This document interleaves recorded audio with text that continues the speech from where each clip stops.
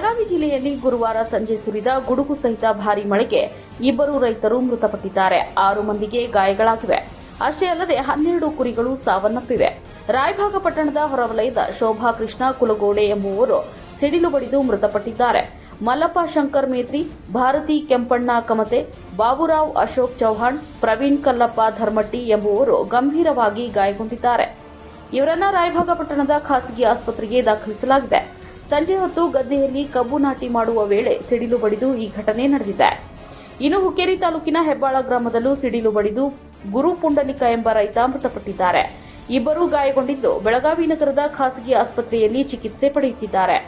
ಜಮೀನಿನಲ್ಲಿ ಕೆಲಸ ಮುಗಿಸಿ ಮರದ ಕೆಳಗೆ ನಿಂತಿದ್ದಾಗ ಸಿಡಿಲು ಅಪ್ಪಳಿಸಿ ಘಟನೆ ನಡೆದಿದೆ. ಹುಕ್ಕೇರಿ ತಾಲೂಕಿನ ಸಂಕೇಶ್ವರ ಪಟ್ಟಣದ ಹೊರವಲಯದಲ್ಲಿ ಸಿಡಿಲಿನ ಅಬ್ಬರಕ್ಕೆ 12 ಕುರಿಗಳು ಮೃತಪಟ್ಟಿವೆ.